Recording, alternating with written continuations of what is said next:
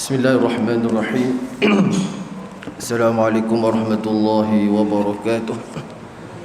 Innal hamdalillah nahmaduhu wa nasta'inuhu wa nastahdi wa nastaghfiruh wa na'udzu billahi min shururi anfusina wa min sayyiati a'malina. May yahdihillahu fala mudilla lahu wa may yudlil fala hadiya lahu. أشهد أن لا إله إلا الله وحده لا شريك له وأشهد أن سيدنا محمد عبده ورسوله سبحانك لا علم لنا إلا ما علمتنا إنك أنت العليم الحكيم رب اشرح لي صدري ويسر لي أمري واحلل عقدة من لساني يفقهوا قولي يا معلم الحكمة علمنا يا معلم الحكمة علمنا يا معلم الحكمة علمنا وذكرنا ما نسينا وعلمنا ما جهلنا اللهم أخرجنا من ظلمات الوهم وأكرمنا بنور الفهم وافتح علينا بمعرفة العلم وسهل أخلاقنا بالحلم وجعلنا ممن يستمعون قولا فيتبعون أحسنه نوينا التعلم والتعليم ونفع والانتفاع والإفادة والاستفادة والتذكر والتزكي والحث على التمسك بكتاب الله وسنة رسوله ودعاء إلى الهدى ودلالة على الخير ابتغاء وجه الله ومرضاته وقربه وثوابه سبحانه وتعالى وصلى الله على سيدنا محمد وعلى آله وصحبه أجمعين أما بعد. Jadi insyaAllah tuan-tuan, pada malam ini kita sambung muka surat yang ke-81, kitab Jawinya dan kitab Ruminya, muka surat 145.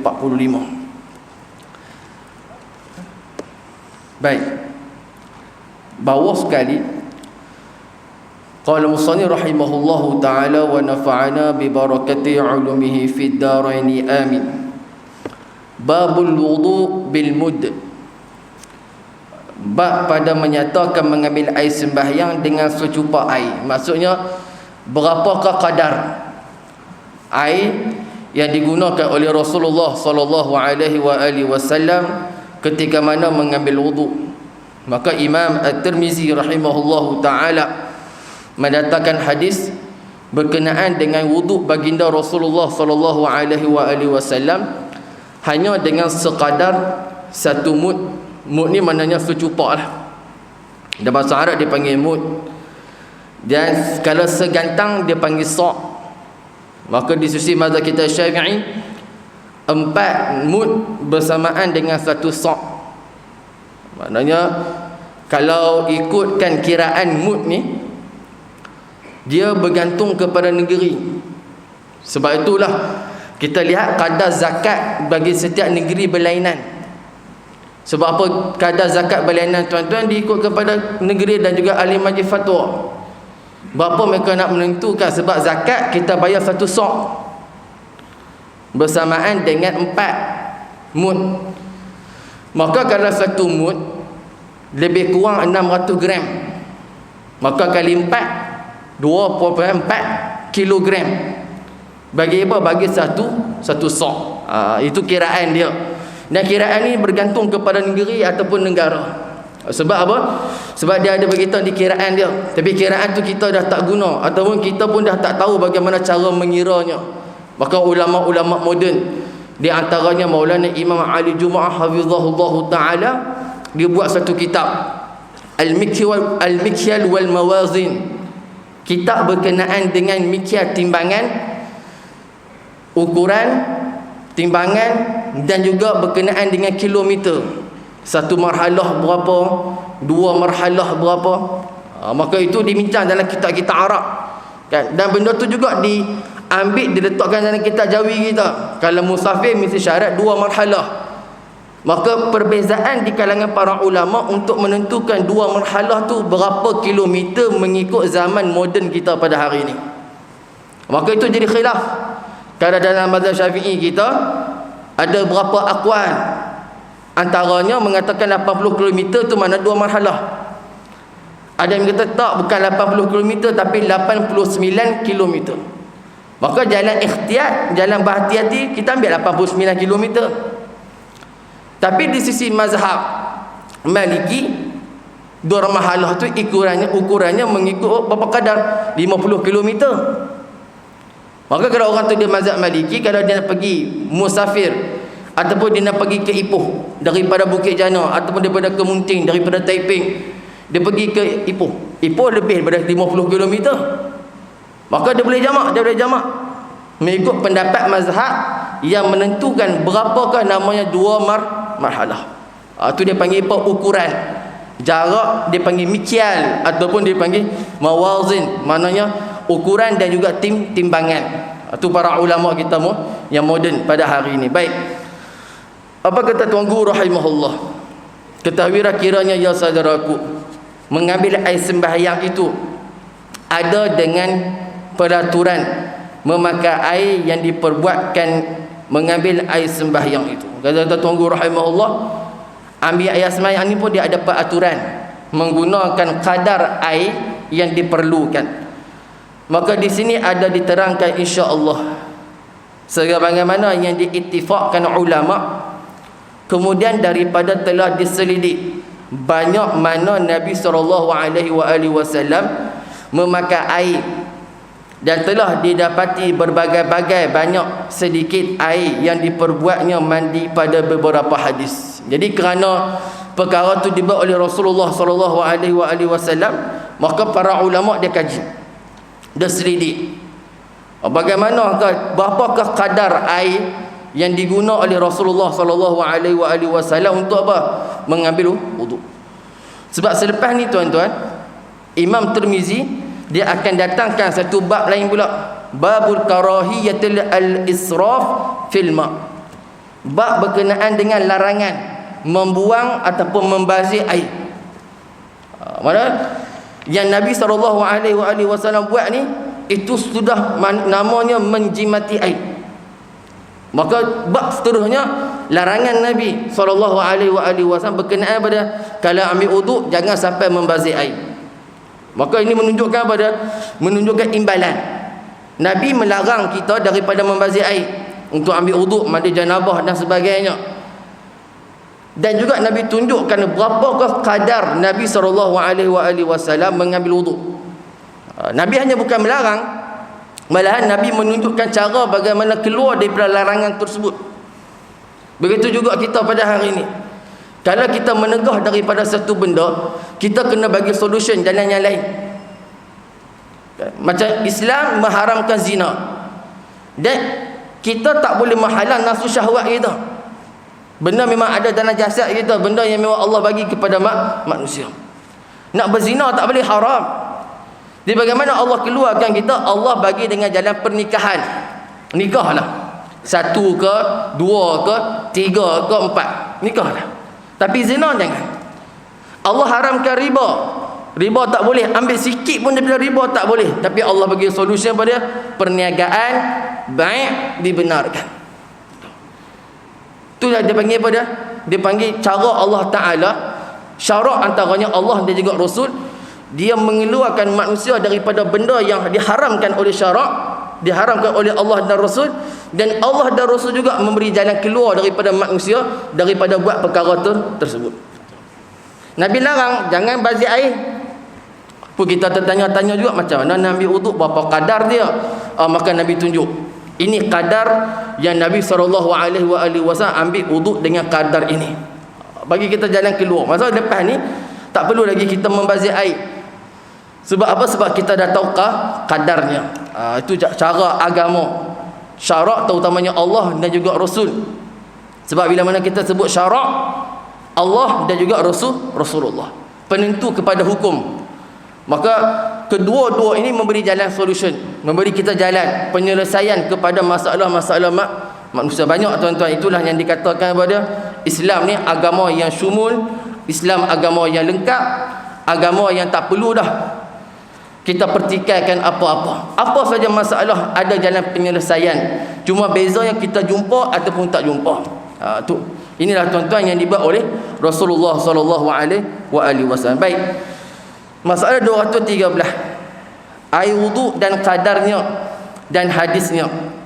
Telah datang riwayat daripada Imam Tirmizi menyebutkan hadis qadar air yang diperbuat Nabi sallallahu alaihi wasallam akan wuduknya, katanya an safinata anna an-nabiy sallallahu alaihi wasallam kana yatawaddau bil mudd wa yaghtasilu bis sa'.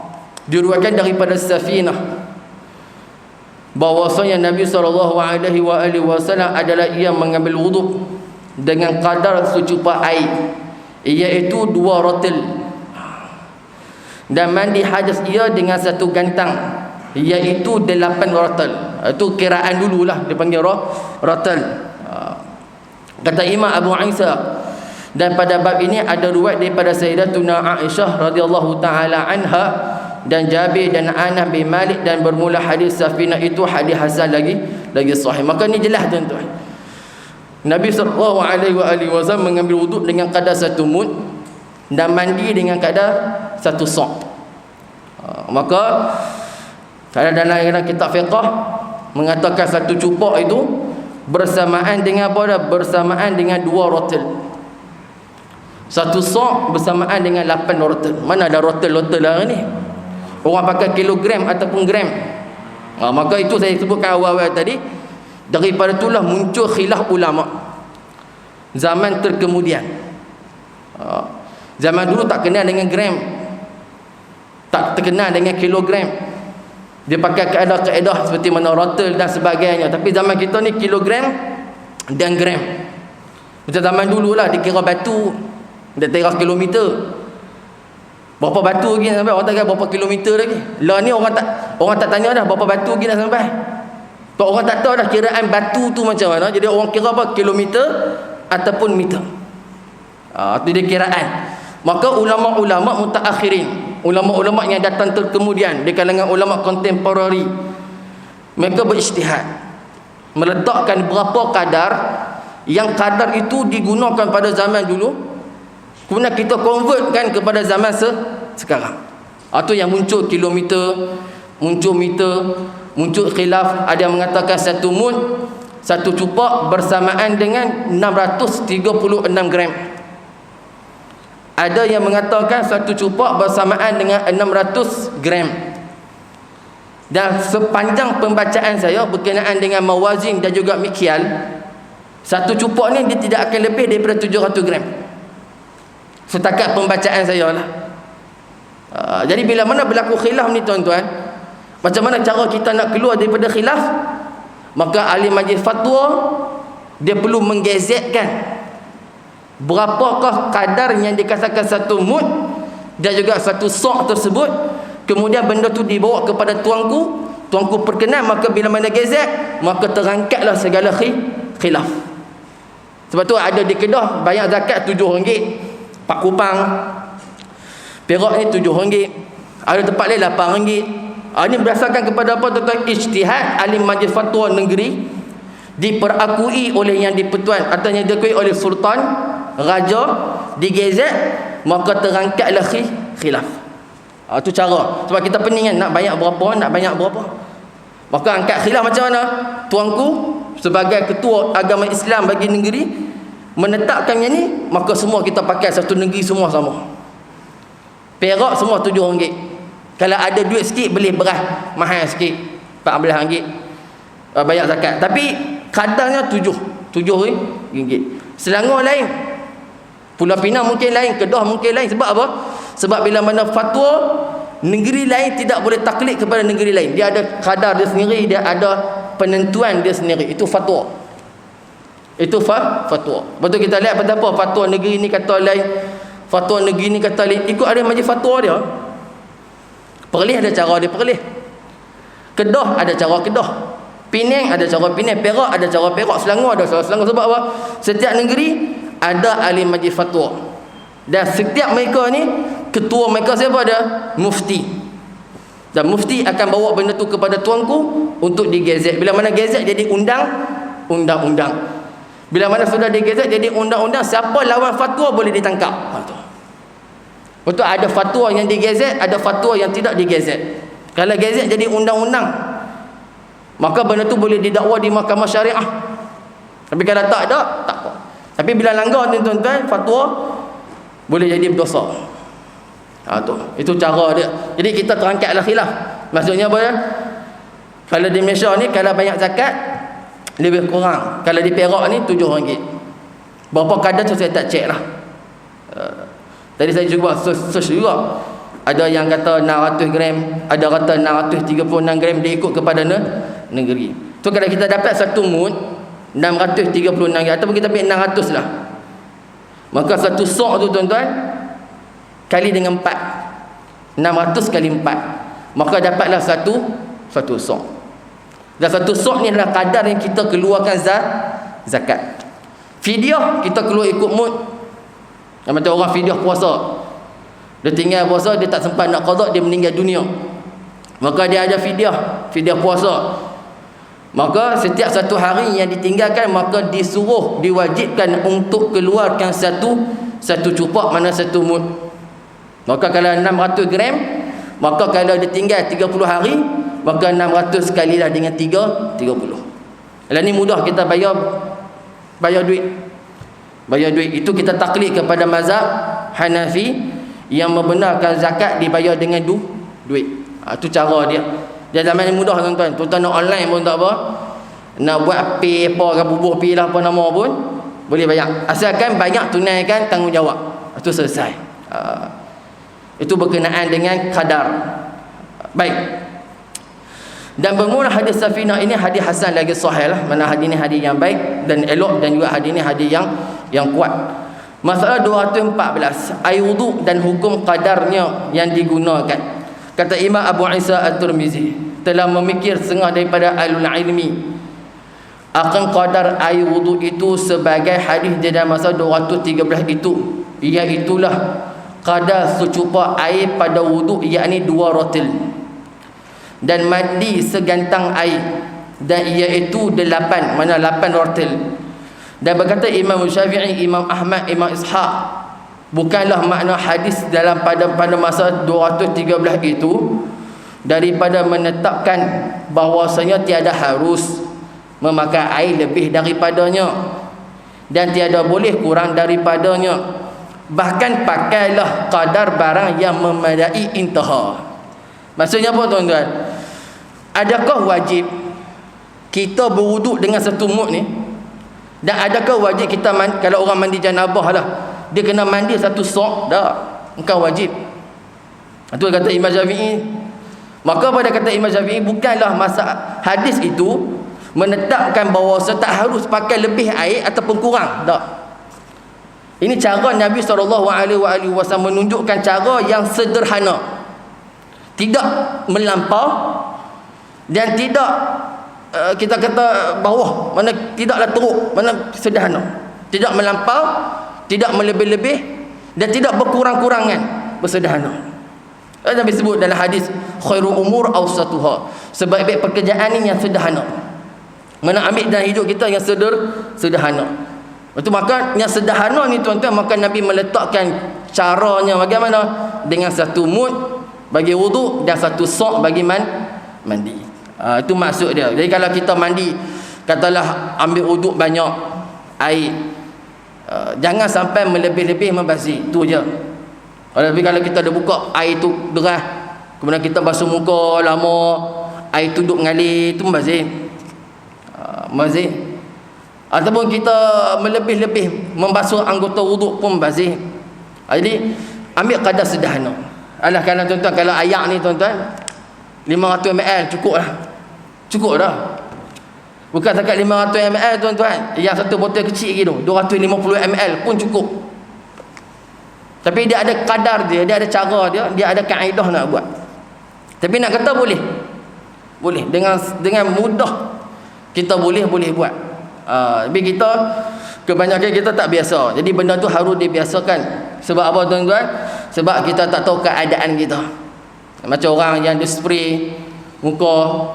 Kita di Malaysia ni tak ada dah sampai spray muka sebab ayak tu banyak lagi. Bila kita naik kapal terbang, nak pergi ambil air dekat dalam toilet dalam kapal terbang tu, marah di pramugari tu. Kita pula jenis ambil wuduk pula sampai habis lenjun habis. Sampai basuh habis kabin tu, dia tak suka lah benda tu. Jadi kita pakai spray kan.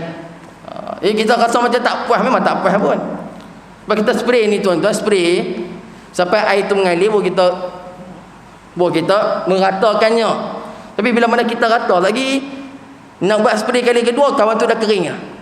Kita pula jenis tak suka kering awal, suka kering lambat macam tu. Sebab kita rasa dah lama dah kita buat macam tu. Padahal sah saja benda tu. Cuma kita ada cara kita. Benda yang cara kita ni tuan-tuan, kalau boleh sesetengah tempat tak boleh diamalkan.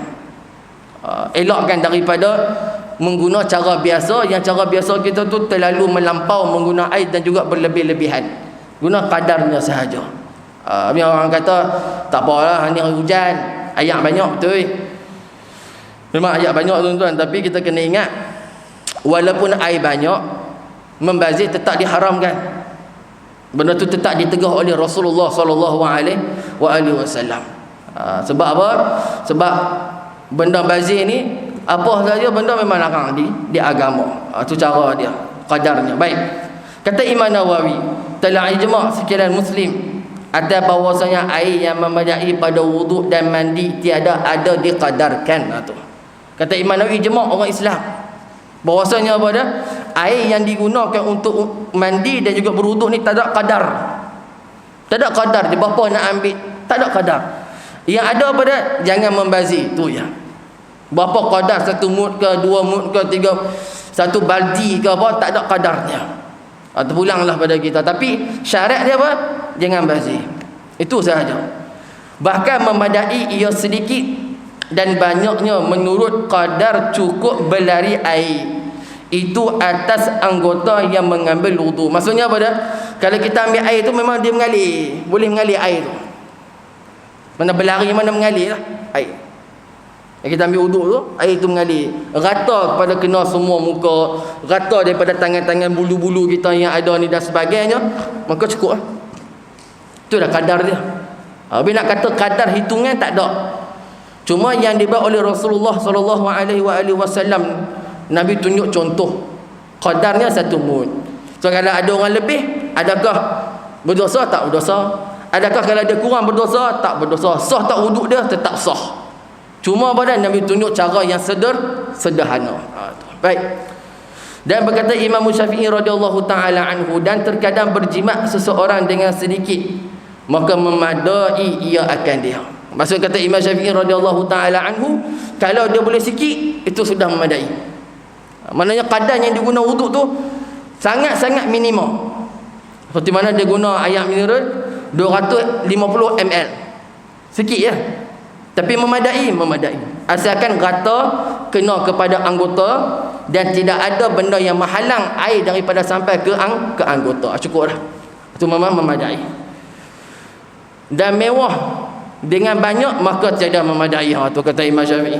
Maka kalau mewah lah berlambak air banyak rumah kita, ambil wuduk ni Allah, maka hukum dia makruh. Wuduk sah tak? Wuduk sah. Kita guna air banyak, sah tak? Wuduk sah, tak ada masalah. Cuma apa dia? Cuma makruh. Perbuatan itu perbuatan yang makruh. Baik.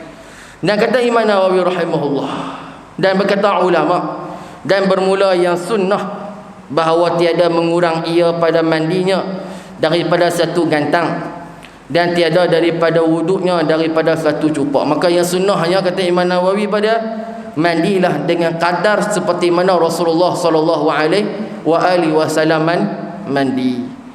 Berwuduklah dengan kadar seperti mana Nabi sallallahu alaihi wasallam berwuduk. Itu sunnahnya. Dan telah menyebut satu jamaah daripada ashab kita akan satu wajah bagi setengah ashab kita bahawa segantang itu di sini ialah 8 rotil dan 1 cupak itu ialah 1 rotil. Ini kiraan-kiraan. Baik. Makanya tuan-tuan, saya ada bawa berkenaan dengan ni, apa mud dan juga cupak ni. Baik. 3 benda ni saya dapat daripada guru saya. Guru saya seorang Al-Musnid Syekh Muhammad Usni Ginting rahimahullah. yang meninggal pada tahun lepas, bulan 8. Dan satu lagi saya dapat daripada guru saya, Syekh Kharani. Yang satu lagi saya dapat daripada guru saya, daripada ulama daripada Pakistan. Ini ya tuan-tuan, dia panggil sebagai mut. Kalau tuan-tuan tengok di sini, maka ini saya dapat daripada guru saya lah, Syekh Al-Musni, Syekh Muhammad Husni Genting rahimahullahu ta'ala. So saya dapat ni dia panggil mut, kadar mut ni. So kadar ukurannya tuan-tuan, kalau contoh saya ambil ni, kita ambil hadis musassal bil mikyal, dia panggil. Musassal ni maknanya kita meruwaikan hadis daripada guru kita, seperti mana diruwaikan hadis tu daripada guru. Ini sanad saya lah. Ni daripada sanad ni daripada ulama Pakistan, Syekh Muhammad Sa'id Siraj, Syekh Muhammad Abdul Rahman bin Muhammad Sa'id Siraj. Ini saya dapat daripada guru saya, Syekh Muhammad Husni Genting. Ini saya dapat daripada Syekh saya, Syekh Muhammad Kharani. Semua ni tuan-tuan adalah kiraan berkenaan dengan mut. Kalau yang Syekh Muhammad Husni ni, ketika tuan-tuan saya ambil daripada dia mensyaratkan untuk ambil mut dan juga sok ni dalam bulan Ramadan. Syarat dia untuk mengesahkan hadis musalsal. Hadis musalsal ni macam mana tuan-tuan? Kita riwayatkan daripada guru kita, seperti mana diriwayatkan daripada guru dia, keadaan, ahwal, masa, tempat yang sama. So kalau saya meriwayatkan hadis berkenaan dengan sok dan juga mut ni, saya kena ada benda ni, mut dan juga sok. Kemudian kami akan letak berah bulan puasa. Syarat dia mesti bulan puasa dan 10 Ramadan yang terakhir. Sebab dia ambil daripada guru beliau, Syekh Muhammad Husni Tamrin, ambil dalam bulan puasa 10 Ramadan yang terakhir. Syekh Husni Tamrin ambil daripada gurunya Syekh Muhammad Yasin Isa Al-Fadani rahimahullah, Musnid ad-Dunya, ulama Mekah. Ambil daripada beliau tu bulan Ramadan, 10 Ramadan yang terakhir. Maka begitulah dia punya tasalsul daripada guru sampailah kepada sahabat Nabi SAW. Maka kita isilah beras dalam ni. So kita ukur. Kemudian ambil beras 4 kali kan. Kita sebut satu mut ni bersamaan dengan 4 satu sok. Maka kita ambil 4 kali beras. Kemudian kita ratakan. Maka satu ni lah tuan-tuan yang kita keluarkan zakat. Dan satu sok ni lah yang Nabi SAW buat mandi janabah. Kalau ikut kiraan ni lah. Dan saya nak beritahu pada tuan-tuan bahawasanya saya tak menjamin saya tak menjamin apa yang ada depan tuan-tuan dan apa yang ada pada saya ni sebiji macam Rasulullah. Saya tak berani klaim. Klaim. Sebab benda ni tuan-tuan, benda ijtihad ulama berkenaan cara fikiraan. So saya tak boleh kata, okey tuan-tuan, yang ada pada saya ni tuan-tuan, ni Nabi punya. Lepas ni tuan-tuan cium tangan saya. Tak boleh gitu.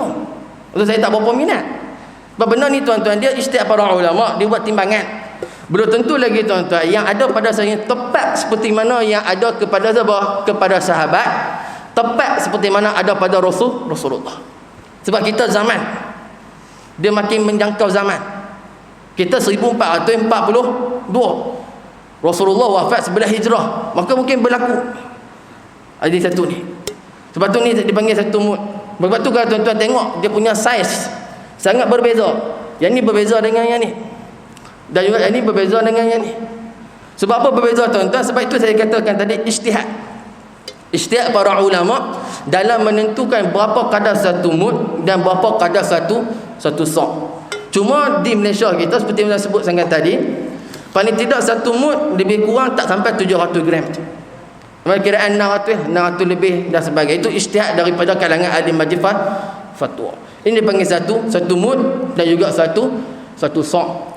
Maka inilah tuan-tuan yang diperolehi dari beberapa orang pelajar Malaysia ramai yang dapat. Kita riwayatkan benda ni daripada guru beliau sampailah kepada sahabat Nabi SAW. Ini dia panggil hadis musalsal. Mana hadis musalsal, mana hadis yang diriwayatkan. daripada guru, daripada keadaan yang sama, ahwal yang sama, kalau ada perbuatan yang sama. Ini tuan-tuan dia panggil apa? Cara periwayatan. Dalam hadis dia panggil tahammul. Bagaimana tahammul sirah kita bila mana kita jumpa dengan guru kita. Ada kita baca hadis pada guru kita, maka kita panggil akhbarana.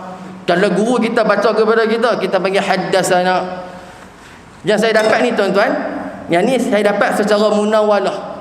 Maksud munawalah apa? Guru saya buat, kemudian saya jumpa dia serahkan kepada saya.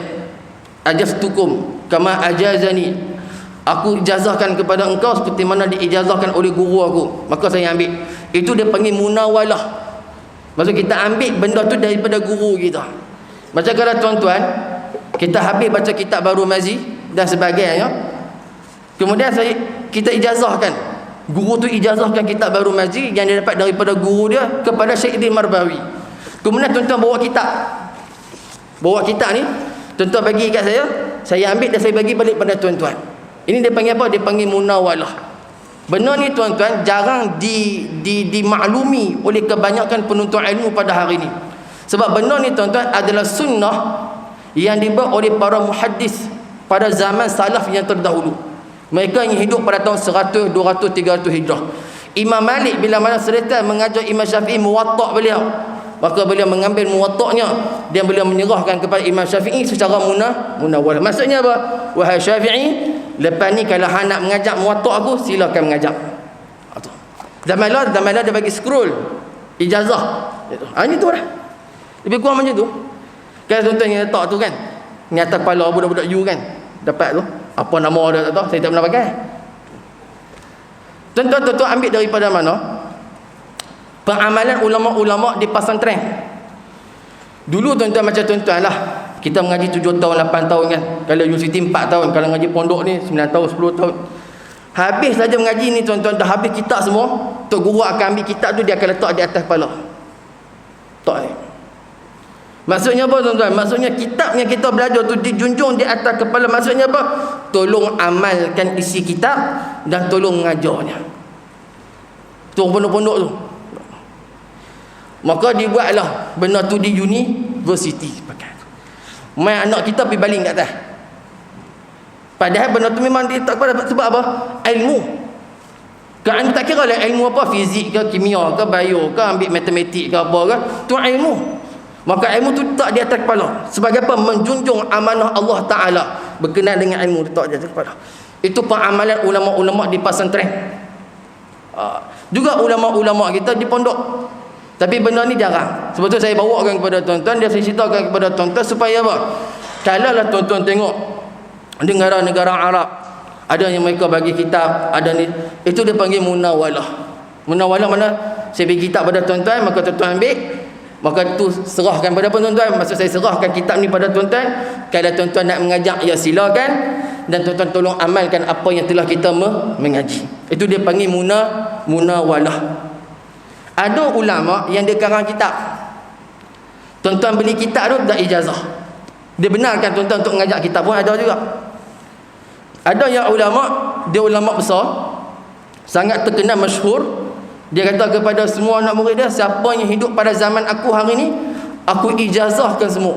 Mana siapa yang sezaman dengan dia, semua boleh meruwayatkan hadis, meruwayatkan kitab daripada apa? Daripada beliau, daripada guru beliau sampailah kepada Rasulullah atau kepada muallif kitab yang dia ajar. Itu cara dia. Ini yang saya dapat daripada guru saya. Dan seorang dah meninggal dunia, Syekh Muhammad Husni Genting. Tu kalau tuan-tuan berminat untuk dapatkan ini, dia tak perlu bayar. Cuma ya tuan-tuan, saya tak tahu berapa kadar ni. Cuma yang saya tahu kadar ni, kalau tuan-tuan yang mana pandai apa? Pandai menungkang ataupun dia pandai buat yang ni, kalau siapa yang nak ambil, tapi kena ambil bulan Ramadan.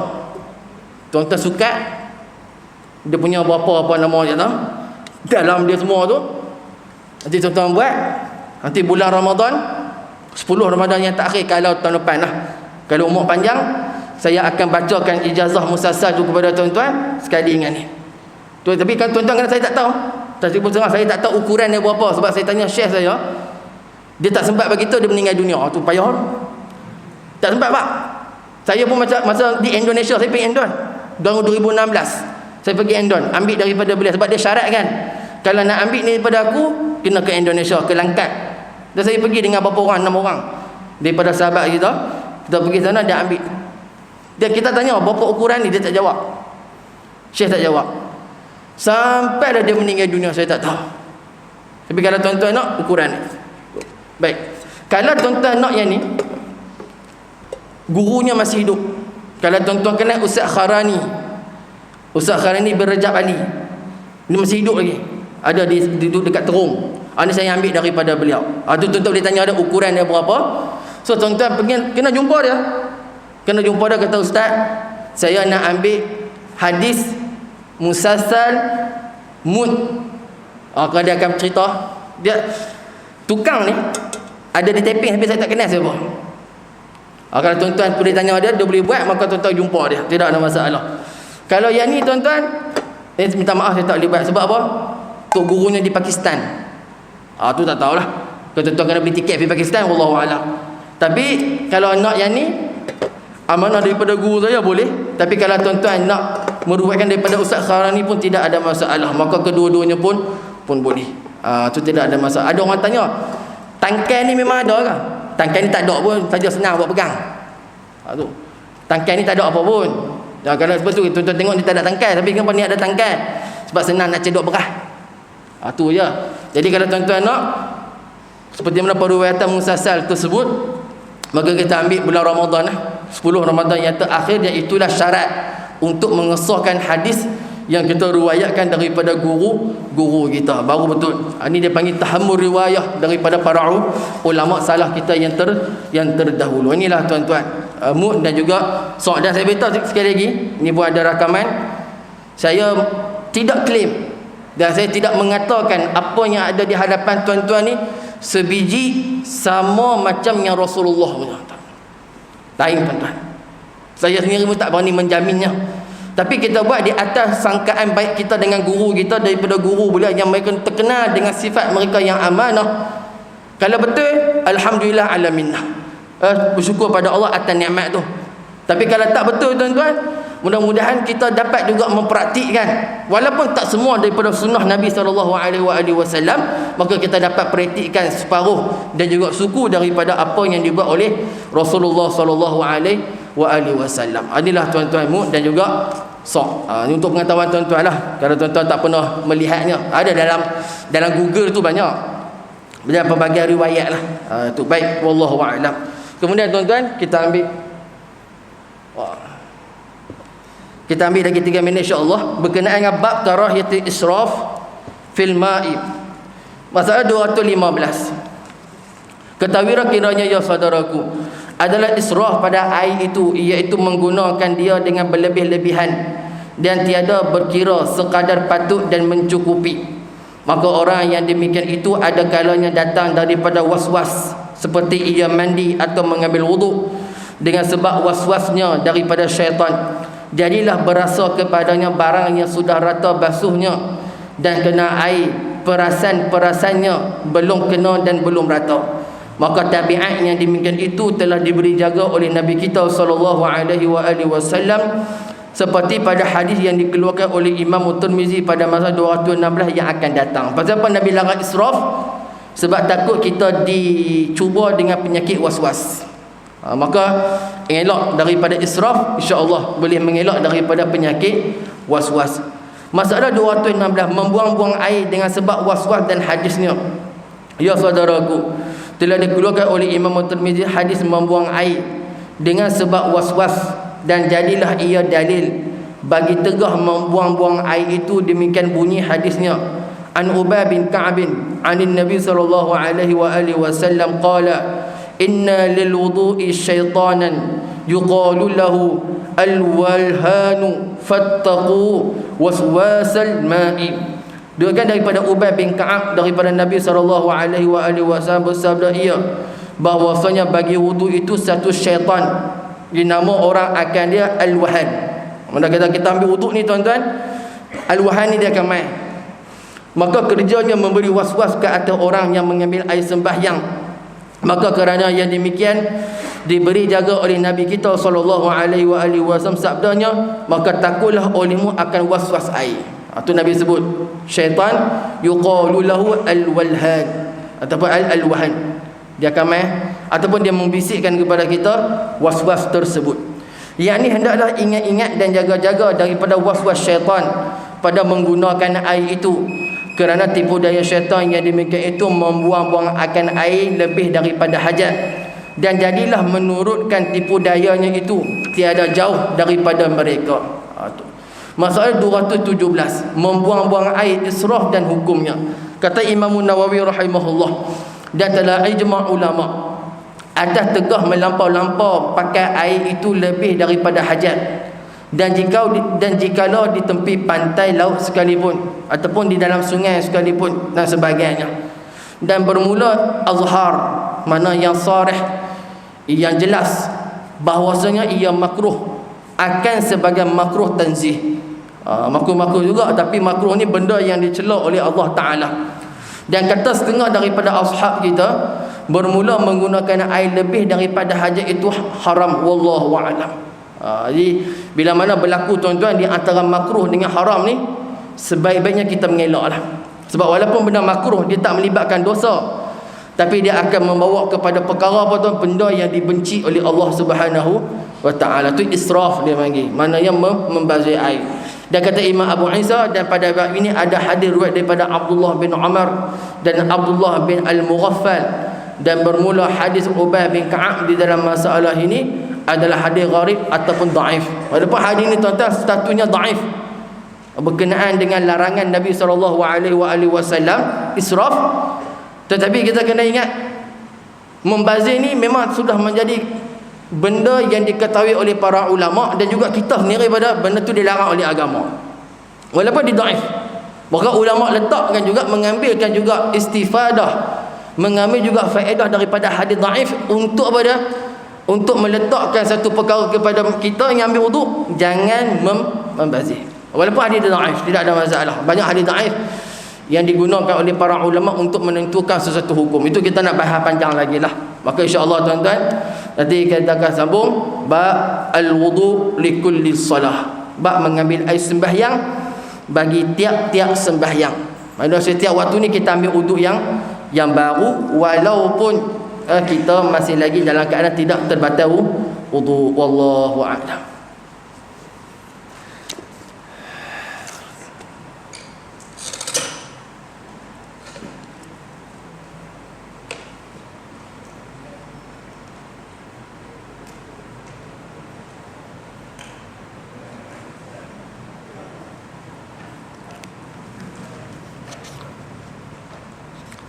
أعوذ بالله السميع العليم من الشيطان الرجيم. بسم الله الرحمن الرحيم. الحمد لله رب العالمين، والصلاة والسلام على أشرف الأنبياء والمرسلين سيدنا محمد وعلى آله وصحبه أجمعين. اللهم إنا نعوذ بك من علم لا ينفع ومن قلب لا يخشع ومن نفس لا تشبع ومن دعاء لا يسمع. سبحان الله وبحمده، سبحانك اللهم وبحمدك، نشهد أن لا إله إلا أنت ونستغفرك ونتوب إليك. وصلى الله على سيدنا محمد وعلى آله وصحبه وبارك وسلم، والحمد لله رب العالمين. أقول قولي هذا واستغفر الله لي ولكم، وبالله التوفيق والهداية. السلام عليكم ورحمة الله وبركاته.